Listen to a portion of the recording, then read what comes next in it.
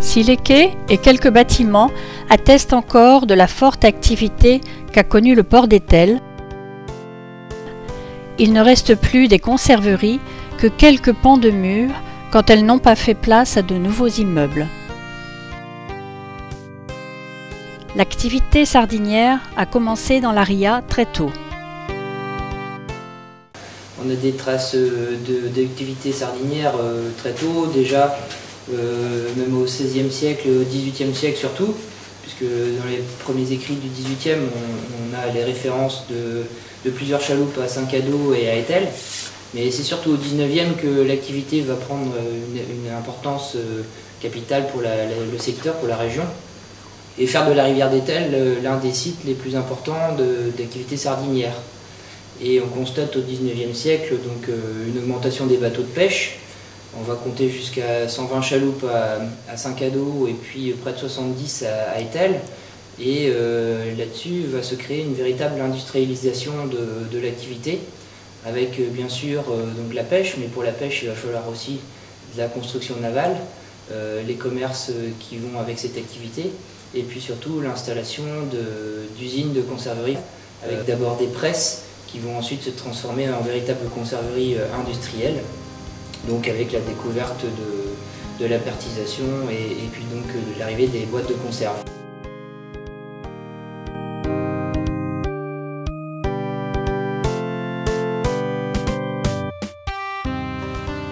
Mais cette prospérité s'est révélée fragile. Oui, effectivement, donc tout un système sardinier s'est créé autour de cette pêche. C'est devenu vraiment une pêche économique quasiment unique, on appelle ça une monoactivité, et malheureusement elle va être fragilisée par différents événements. D'abord, une première chose, c'est la concurrence entre les ports, beaucoup de bateaux dans le secteur, sur un même secteur.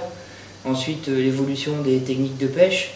On va passer de la pêche au filet droit, qui est un filet relativement petit, à des seines qui vont prendre beaucoup plus de poissons. Et puis là-dessus va se greffer un problème bioclimatique qui va faire que le poisson ne va pas revenir sur les côtes bretonnes tous les ans, et on va avoir des cycles aléatoires de production. Donc l'activité est fragilisée par rapport à ça. Il y a même des années où le poisson disparaît complètement et va entraîner des graves crises sardinières, avec des crises économiques bien sûr, qui vont déboucher aussi sur des conflits sociaux, et voire même sanitaires, puisqu'on a de la famine qui va apparaître en Bretagne en 1900 dans le Finistère.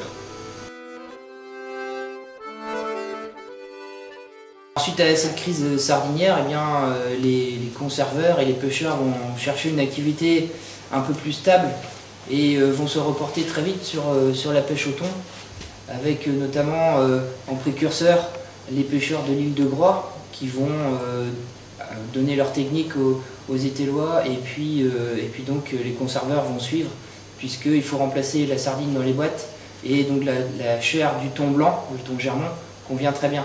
Donc on va très vite se reconvertir à la pêche au thon, cette fois-ci une pêche au large, avec des bateaux plus grands et une nouvelle technique de pêche qui est complètement différente de la pêche journalière, côtière, des petits sardiniers du secteur.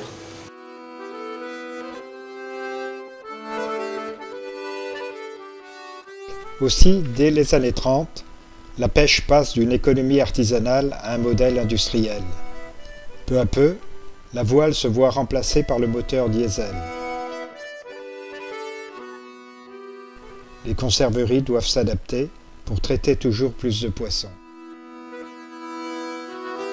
Devant ce qu'il reste de l'ancienne conserverie Chemin, Pierre Rousseau, ancien contremaître, nous confirme cette forte activité. Les sardiniers, ils arrivaient aussi bien à 8 h du matin qu'à 9 h du soir, où il n'y avait que 4 sardiniers tels, 4 ou 5.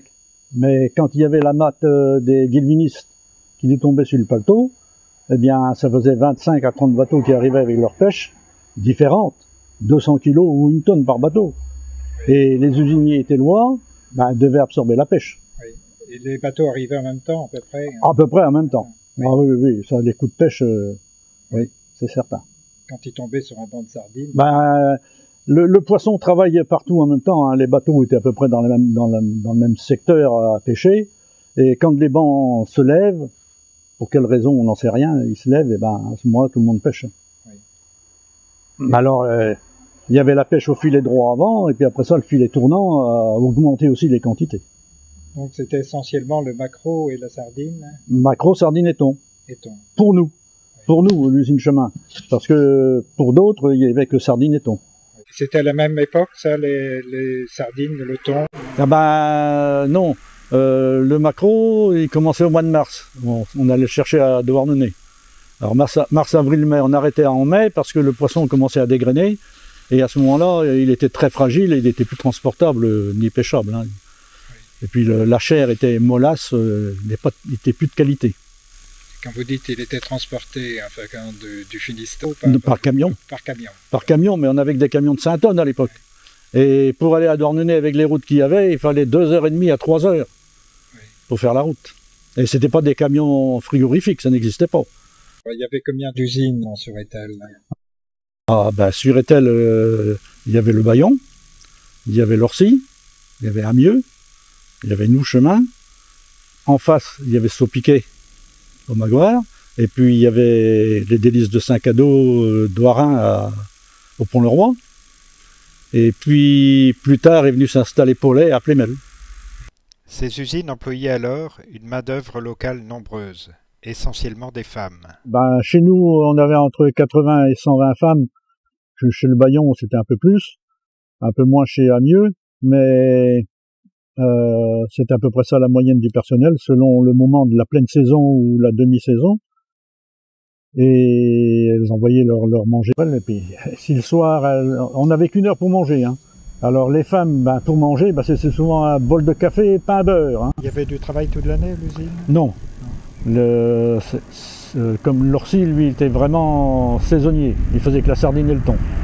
Le travail et les rythmes étaient les mêmes à l'usine Lorcy, comme le rappelle Joigny-Lagadic sur le site de l'ancienne conserverie. On travaillait de 8h à midi, de 1h à 6h, et des fois on revenait le soir à 7h, 8h pour travailler, pour finir. D'accord. Hein, voilà.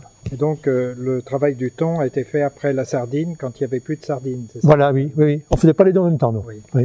Et pour la sardine, c'était la même organisation? La même organisation, oui. La sardine, on travaillait plus de sardines que de thon. Hein. On travaillait beaucoup plus. C'était la même organisation. On passait directement. C'était les femmes qui coupaient les têtes des sardines. Ils les mettaient, on mettait à la chaufferie. Après, ils revenaient aux tables de travail. Après, ils venaient au sartissage. On refaisait le même problème. On allait dans le moulin. On entrait, on sortait, et on tapait les boîtes. Et puis c'était pareil. On les stockait dans les cartons. Nous, on était demi-saisonniers, puisqu'on commençait le mois de mars avec le maquereau. On avait ensuite la sardine et le thon en plein été. Et puis, pendant la période d'hiver, on faisait soit les filets de Varançor, soit des tripes, ou d'autres fabrications. Mais si on remonte à la période pendant la guerre et juste après-guerre, pour absorber les quantités de thon qui tombaient sur le port, on emboîtait le thon cuit dans des pots de 20 kg. Ils étaient soudés à la main par des soudeurs, ébullitionné, et ça c'était réouvert pendant l'hiver, on ressortait des morceaux et on les coupait à la taille voulue pour les emboîter dans des petites boîtes. D'accord. Donc qui occupait une partie provisoire. Ça occupait une partie du personnel. Mais ça permettait d'absorber, parce qu'il n'y avait pas de chambre froide, il n'y avait rien, il fallait travailler le poisson. Oui. Et les conditions de travail, c'était difficile? Ben, c'était assez difficile parce qu'on avait des locaux juste toit des brites, et ben très froid l'hiver et très chaud l'été. Hein, c'était pas réfrigéré ni quoi que ce soit comme c'est maintenant. Hein. C'était le même cas d'ailleurs pour les criées. Hein, on avait du poisson qui était sous la criée à partir de 2-3 heures du matin. Quelquefois, il était livré qu'à 11 heures de l'après-midi, à 11 heures du matin, et il avait subi tous les changements de temps à l'air là sous la criée, hein, aussi bien la pluie que les coups de brouillard que le reste. Alors, ça n'arrangeait pas le poisson du tout, ça.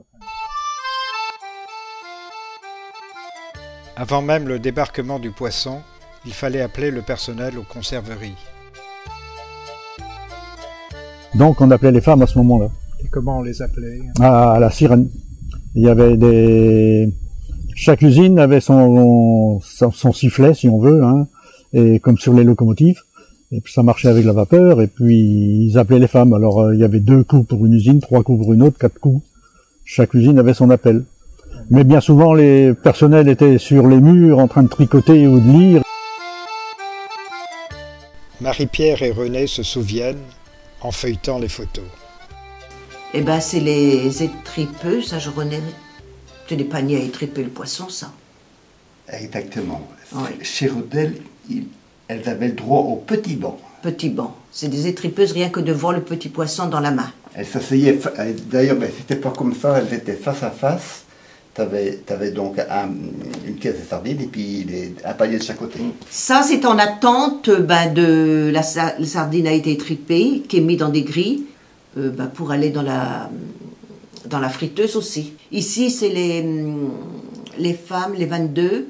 Ça, c'est les emboîteuses. Les emboîteuses. Elles prenaient des grilles qui étaient là, qui avaient passé déjà dans la friture. Et voilà. Et ce qui était mauvais, ils mettaient de côté. Mais ça, les emboîteuses, ils mettaient les sardines dans la boîte. Hein. Dans la boîte. Ils prenaient la sardine du gris. Oui. Du gris comme ça. Dans la friteuse. Oui. On coupait la tête. Ensuite, elle le mettait à la longueur de la boîte. On lui coupait un petit bout.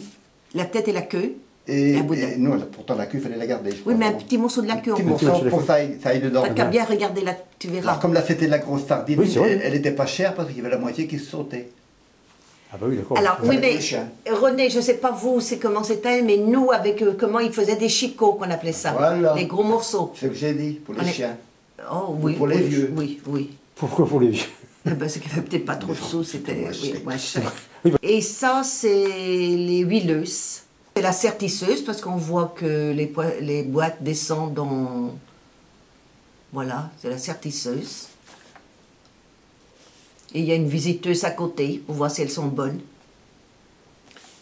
Quelqu'un qui regarde si elles sont bonnes. Ah oui. D'accord. Parce que quelquefois, il y en a une qui aurait pu passer, que les gens n'auraient pas bien emboîté, ou bien qu'ils auraient mis du mauvais poisson, du mauvais côté. Et quand le poisson n'était pas beau, on le mettait ça à la tomate. Ah oui, d'accord. Mais qui était frais quand même. Oui, tu vois, voilà, c'est les autoclaves. Tu vois, c'est là qu'on met les sardines ou le thon ou les maquereaux, tout le poisson à célériliser. Le magasin. Là, une, c'est le magasin. C'est le magasin. Ils sont en train de regarder, elles font ça avec les boîtes et puis ils mettent dans la sciure de bois pour voir si elles font un petit bruit. Alors, c'est pas des boîtes qui sont bonnes. Bien fermées. Voilà. Qu'elles ont eu un petit choc ou quelque chose. Ou que l'huile n'a pas passé dessus, tu vois. Face à l'abondance du poisson, on faisait appel aussi aux saisonniers. Tu as travaillé ici? Oui, j'ai travaillé dans cette usine 2 étés. J'étais embauché comme mousse. J'avais 16 et 17 ans. Oui. Et quel était ton rôle alors? Oh, les mousses, c'était des manœuvres, des emplois de manœuvre. On déchargeait les camions, on s'occupait des boîtes vides, on désalait les thons, on faisait toutes les tâches, des tâches diverses. Il fallait une qualification pour aucune. Mais c'était difficile d'y rentrer. Alors, pour rentrer, c'était autre chose, oui. Mais il fallait connaître quelqu'un qui puisse vous pistonner. Il fallait quelqu'un qui puisse vous pistonner. Alors, moi, par exemple, j'ai connu, mon papa connaissait une dame qui avait été au lycée avec Madame Le Baillon, et elle lui livrait 1 kilo de beurre toutes les semaines, donc elle la voyait régulièrement, et nous sommes allés la voir pour lui demander si elle ne pouvait pas faire en sorte que j'ai une place. Ah, l'ambiance était excellente. Et en plus, moi, j'adorais travailler avec les jeunes filles, avec les femmes. Nous étions une quinzaine d'hommes et il y avait 150 femmes. Ah oui, c'était une grosse usine. Oui, il y avait beaucoup de rendement, beaucoup de productivité. Mais l'ambiance de travail, je la trouvais excellente. Bon, pour moi, c'était mon premier emploi. J'entrais dans la vie active, donc ça me donnait l'occasion de me faire des petits sous pour mon argent de poche, pour m'acheter des vêtements, des choses comme ça, donc j'étais enchanté. Mais après cette période de prospérité, les conserveries ont connu le déclin. Le déclin, c'est vers les années 80. Là, c'est la modernisation qui est arrivée à outrance et qui a supprimé la main-d'œuvre, en grande partie. Et il ne s'est construit que des unités près des grandes voies. Et puis, c'est comme ça que ça s'est déplacé, quoi. Les petites unités qu'on avait ici, c'était beaucoup trop petit, c'était enclavé, on faisait du bruit, on faisait de la pollution, on ne pouvait plus naviguer, fabriquer comme il fallait, quoi. Ouais. On n'était plus dans les conditions. Et comment ça a été vécu, le déclin des conserveries? Nous, on a fermé en 86, Et le personnel, moi j'avais du personnel d'Enbon aussi bien que de Riantec, que de partout.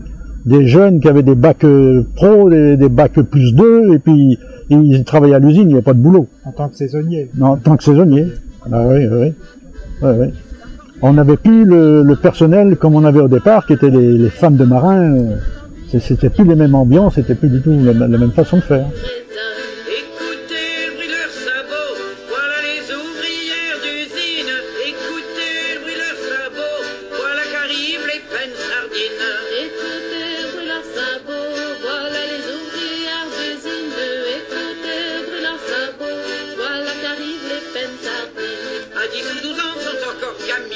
Mais déjà pourtant elles entrent à l'usine. À 10 ou 12 ans sont encore gamines.